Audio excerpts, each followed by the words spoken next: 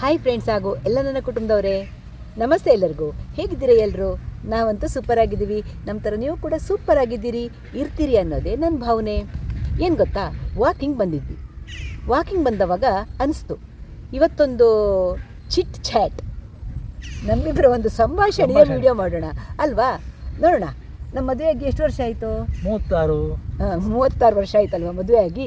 ನೋಡೋಣ ಎಷ್ಟು ಗೊತ್ತಿದೆ ನನ್ನ ಯಜಮಾನರಿಗೆ, ನನಗೆ ಎಷ್ಟು ಗೊತ್ತಿದೆ, ಅದು ಎಲ್ಲದ್ರ ಬಗ್ಗೆ ಇವತ್ತು ಡಿಸ್ಕಸ್ ಮಾಡೋಣ. ಯಾಕಂದರೆ ಸುಮ್ಮನೆ ಕೂತ್ಕೊಂಡಿದ್ದೀವಿ ಮನೆಯಲ್ಲಿ, ಮಧ್ಯೆ ಅದಕ್ಕೆ ಟೈಮ್ ಪಾಸ್ ಆಗಲಿಲ್ಲ ಅಂತ ಕ್ಷಣ ಪಕ್ಕದಲ್ಲೇ ಪಾರ್ಕ್ ಇದೆಯಲ್ಲ, ಸೀದೆ ಎದ್ಕೊಂಡು ಬಂದುಬಿಡ್ತೀವಿ. ವಾಕಿಂಗ್ ಮಾಡ್ತಿರ್ತೀವಲ್ವ, ಆವಾಗ ಅನಿಸ್ತು, ವಾಕಿಂಗ್ ಮಾಡ್ತಾ ನನಗೆ ಅನಿಸ್ತು ಒಂದು Q&A ನಮ್ಮಿಬ್ಬರ ಮಧ್ಯ. ಸರಸ ಸಲ್ಲಾಪ ಅಲ್ಲ ಇದು, Q&A ನೋಡೋಣ, ಅದು ಮಾಡೋಣ ಇವತ್ತು ಅಂತ ಅನಿಸ್ತು. ದಿಢೀರಿದು ಏನೇನು ಕ್ವೆಶ್ಚನ್ ತಲೆಗೆ ಬರುತ್ತೋ ಅದನ್ನು ಕೇಳ್ತೀನಿ. ಏನು ಉತ್ತರ ಕೊಡ್ತಾರೆ ನಮ್ಮ ಮನೆಯವರು, ಅವರು ನನಗೇನು ಕ್ವೆಶ್ಚನ್ ಕೇಳ್ತಾರೆ ಎಲ್ಲ ನೋಡೋಣ. 36 ವರ್ಷದ ಹಿಂದೆ ಹೋಗ್ತೀನಿ ನಾನೀಗ. ಫಸ್ಟು ನನ್ನ ಮದುವೆಯಲ್ಲಿ ನಾನು ಯಾವ ಕಲರ್ ಸೀರೆ ಉಟ್ಟಿದ್ದೆ ನೆನಪು ಮಾಡಿ ಹೇಳಿ. ಪಿಂಕ್. ಮದುವೆ ಫೋಟೋ ನೆನಪು ಮಾಡ್ಕೊಳ್ಳಿ. ಅದಕ್ಕೆ ಹೇಳೋದು ಫ್ರೆಂಡ್ಸ್, ದಿಢೀರಂತ ಕೇಳಿದವಾಗ ಏನು ತಲೆಯಲ್ಲಿ ನೆನಪು ಬರಲ್ಲ, ಅದೇ ಇರೋದು ಮಜಾ. ಹಾಗಾಗಿ ಯಾವ ಕಲರ್ ಸೀರೆ, ಯಾವ ಕಲರ್ ಬಾರ್ಡ್ರ್ ಇತ್ತು ನೆನಪು ಮಾಡ್ಕೊಳ್ಳಿ.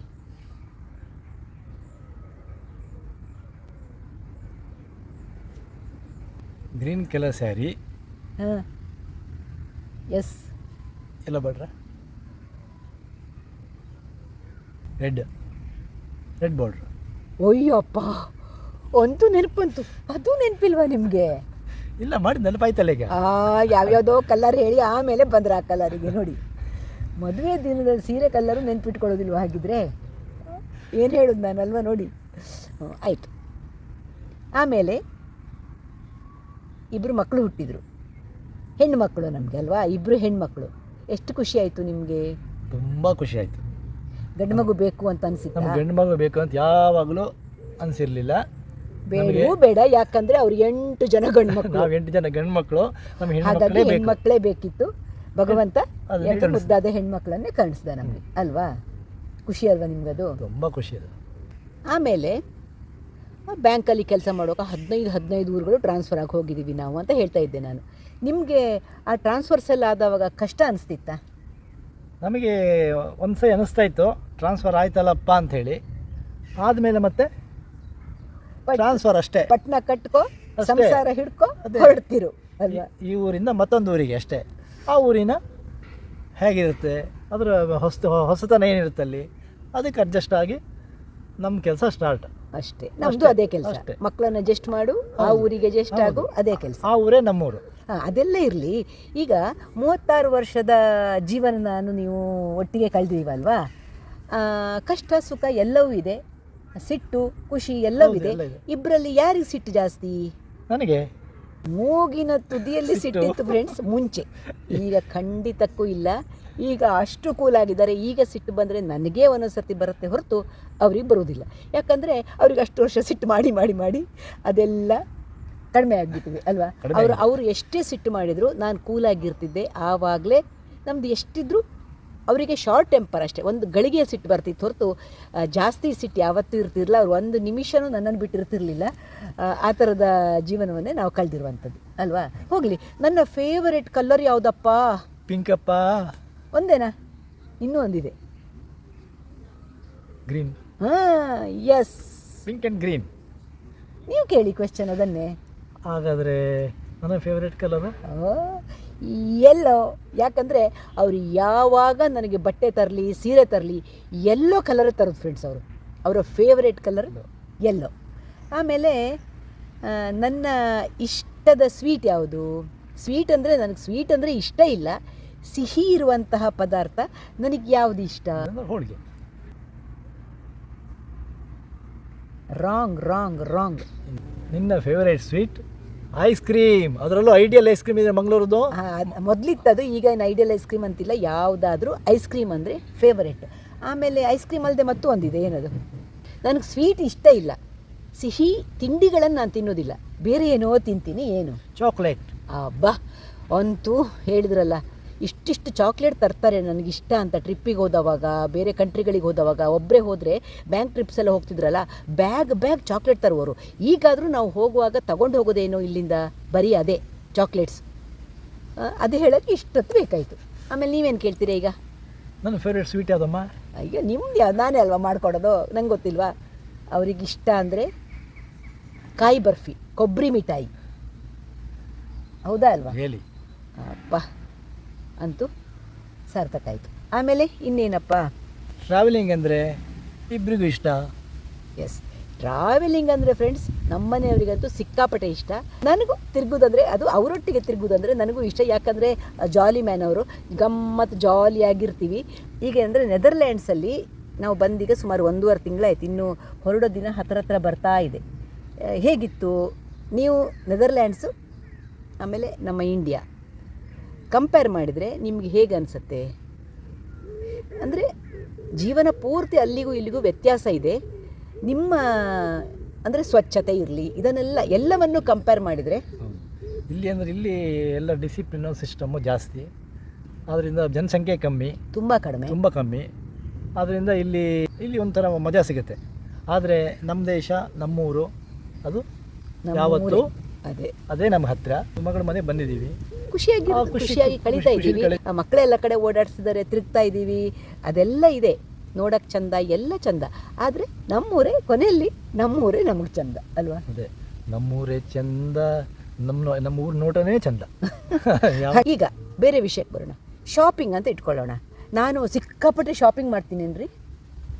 ಸಿಕ್ಕಾಪಟ್ಟೆ ಮಾಡಲ್ಲ, ಒಂದು ಲಿಮಿಟಲ್ಲಿ ಮಾಡ್ತೀನಿ. ಸಿಕ್ಕಾಪಟ್ಟೆ ಮಾಡಲ್ಲ, ಒಂದು ಲಿಮಿಟಲ್ಲಿ. ಅಲ್ಲ, ಕೆಲವರು ನಾನೇ ಮಾಡು ಅಂತ ಹೇಳ್ತೀನಿ. ಅದೇ ನಾನೇ ಮಾಡು ತಗೋ ಅಂತಿರ್ತಾರೆ. ನಾನೇ ಆದಷ್ಟು ಏನು ಬೇಕೋ, ಮನೆಗೆ ಏನು ಬೇಕೋ ಅದು ಯಾವುದಕ್ಕೂ ನಾವು ಕಡಿಮೆ ಮಾಡ್ಕೊಳ್ಳೋದೇ ಇಲ್ಲ.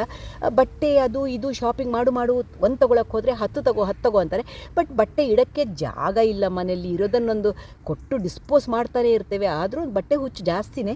ನಾನು ಒಂದು ತೊಗೊಂಡವ್ರು 10 ತಗೋ ಅಂತಾರೆ. ಅಷ್ಟೆಲ್ಲ ನಾನು ತೊಗೊಳ್ಳೋದಿಲ್ಲ, ಅಷ್ಟೇ ತೊಗೊಳ್ತೀನಿ, ಶಾಪಿಂಗ್ ಮಾಡ್ತೀನಿ. ಮೊದಲು ಇವರು ವರ್ಕ್ ಮಾಡ್ತಾ ಇರುವಾಗ ಸಿಕ್ಕಾಪಟ್ಟೆ ಶಾಪಿಂಗ್ ಮಾಡ್ತಾಯಿದ್ರು ಬಟ್ಟೆ. ಈಗ ಕಡಿಮೆ ಮಾಡಿಬಿಟ್ಟಿದ್ದಾರೆ. ರಿಟೈರ್ಡ್ ಆದಮೇಲೆ ಫುಲ್ ಕಡಿಮೆ ಮಾಡಿಬಿಟ್ಟಿದ್ದಾರೆ. ಸ್ವಲ್ಪ ಜಾಸ್ತಿ, ತೀರಾ ಕಮ್ಮಿ ಅಂತಲ್ಲ, ಆದರೂ ಕಡಿಮೆನೇ.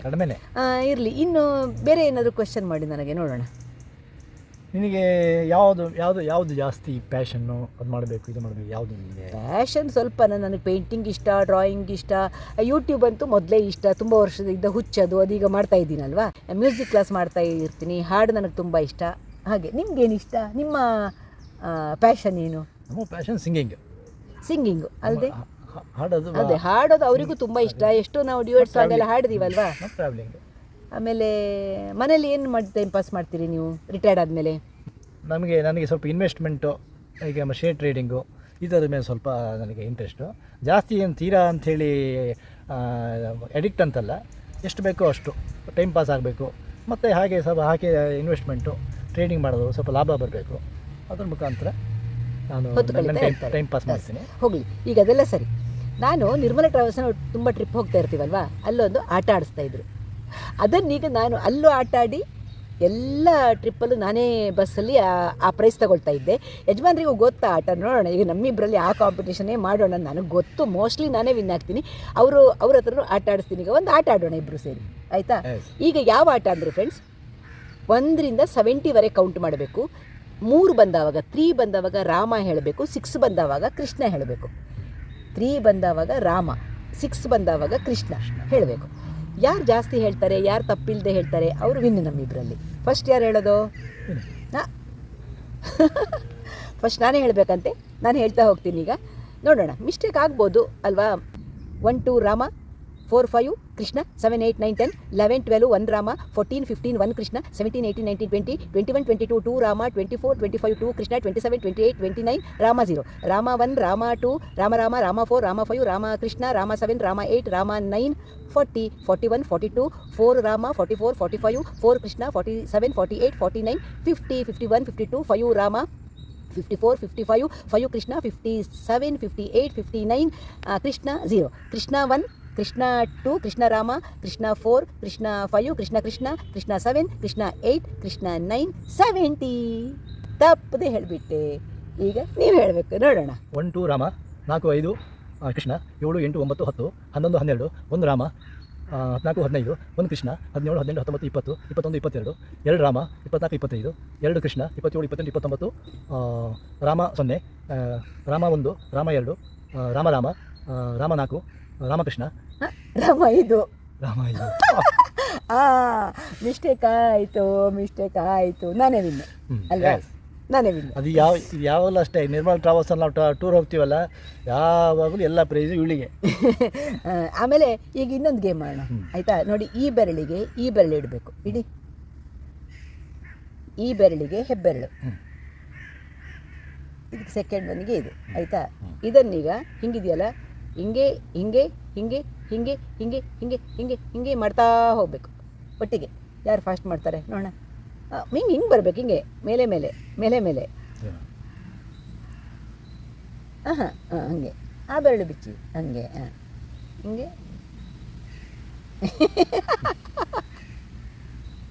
ಗಂಡಸರಿಗೆ ಇಂಥ ನಾಜೂಕೆಲ್ಲ ಬರೋದೇ ಇಲ್ಲ ಅಲ್ವಾ? ಆಮೇಲೆ ಯಾರು ಫಾಸ್ಟ್ ಮಾಡಿದ್ದು?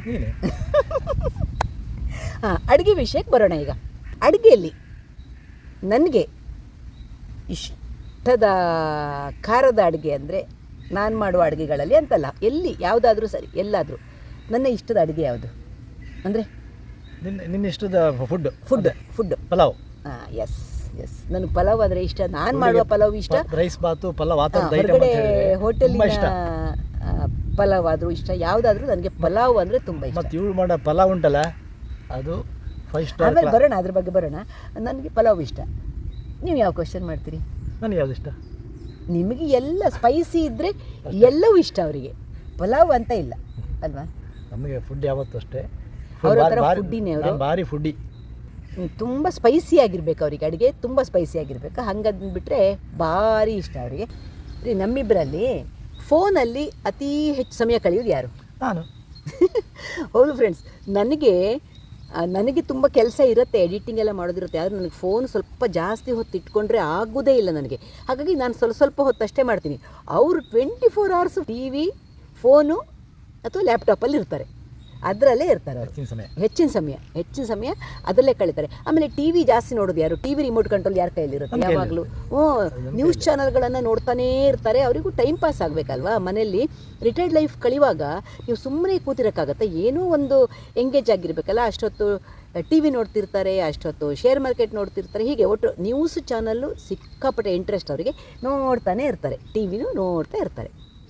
ಜಾಸ್ತಿ ನೋಡೋದು ಅವರೇ, ನಾನು ನೋಡೋದು ತುಂಬ ಕಡಿಮೆ. ನಾನು ನಿಂಗೆ ಕೇಳ್ತೀನಿ, ಏನಾದರೂ ಒಂದು ಸಣ್ಣ ವಿಷಯ ಆದರೂ ಆಯ್ತಪ್ಪ, ಅದಕ್ಕೆ ತಲೆ ಕೆಡಿಸ್ಕೊಳ್ಳೋದು ಯಾರು ಜಾಸ್ತಿ? ಅದು ನಾನೇ.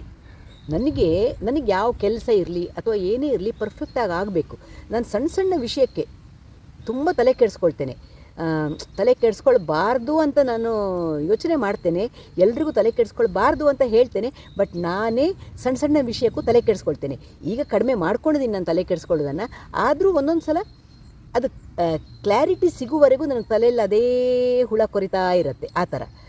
ಬಟ್ ಸಣ್ಣ ವಿಷಯಕ್ಕೂ ಜಾಸ್ತಿ ಯೋಚನೆ ಮಾಡೋದು ನಾನೇ, ಅದಂತೂ ಖಂಡಿತ. ಒಂದು ಸಂಸಾರ, ಸುಂದರವಾದ ಸಂಸಾರ, ಗಂಡ ಹೆಂಡತಿಯ ಸಂಬಂಧ ಚೆನ್ನಾಗಿರಬೇಕು ಅಂದರೆ ಹೇಗಿರಬೇಕು, ಏನಿರಬೇಕು? ನಾನು ಹೇಳ್ತೀನಿ, ನಿಮಗೇನು ಅನಿಸತ್ತೆ? ಸಂಬಂಧ ಚೆನ್ನಾಗಿರಬೇಕು, ಗಂಡ ಹೆಂಡತಿಯ ಸಂಬಂಧ ಯಾವಾಗಲೂ ಹೀಗೆ ಇರಬೇಕು ಅಂದರೆ ಏನು ಇಂಪಾರ್ಟೆಂಟ್ ಜೀವನದಲ್ಲಿ? ಪ್ರೀತಿ. ಹೌದು, ಬರೀ ಪ್ರೀತಿ ಇದ್ರೆ ಆಗತ್ತಾ? ಹೊಂದಾಣಿಕೆ. ಅದೇ ಗಂಡ ಹೆಂಡತಿಯ ಸಂಬಂಧ ತುಂಬ ಚೆನ್ನಾಗಿರ್ಬೇಕಂದ್ರೆ ಪೇಷನ್ಸ್ ಇರಬೇಕು, ಹೊಂದಾಣಿಕೆ ಇರಬೇಕು. ಅದು ಎರಡೂ ಇದ್ದರೆ ಪ್ರೀತಿ ತನ್ನಿಂತಾನೇ ಉಕ್ಕತ್ತೆ, ಅದು ಅಲ್ವಾ? ಈಗ 36 ವರ್ಷ ಕಳೀತು, ನಮ್ಮದು ಪ್ರೀತಿ ಕಡಿಮೆ ಆಗಿದೆಯಾ? ಜಾಸ್ತಿ ಆಗಿದೆ. ದಿನ ಹೋದಾಗೆ ಪ್ರೀತಿ ಹೆಚ್ಚಾಗ್ತಾ ಹೋಗುತ್ತೆ. ಗಂಡ ಹೆಂಡತಿಯ ಸಂಬಂಧವೇ ಹಾಗೆ. ಏನೇ ಇರಲಿ, ಕಷ್ಟ ಇರಲಿ, ಸುಖ ಇರಲಿ, ಒಬ್ರಿಗೊಬ್ರು ಕೊನೆಗೆ ಏನು ಗೊತ್ತಾ ಫ್ರೆಂಡ್ಸ್, ಗಂಡಂಗೆ ಹೆಂಡತಿ, ಹೆಂಡತಿಗೆ ಗಂಡ ಅಷ್ಟೇ ಜೀವನದಲ್ಲಿ, ಅಲ್ವಾ? ಒಬ್ಬರ ಕಷ್ಟಕ್ಕೆ ಒಬ್ಬರು ಇರಲೇಬೇಕು. ನಮಗೆ ವರ್ಷ ಕಳೆಯುವಾಗ ಅಂತೂ ಎರಡು ಚಕ್ರಗಳಿದ್ದಾಗೆ ಗಂಡ ಹೆಂಡತಿ ಸಂಬಂಧ ಅಂದರೆ, ಅಲ್ವಾ? ಹೌದು.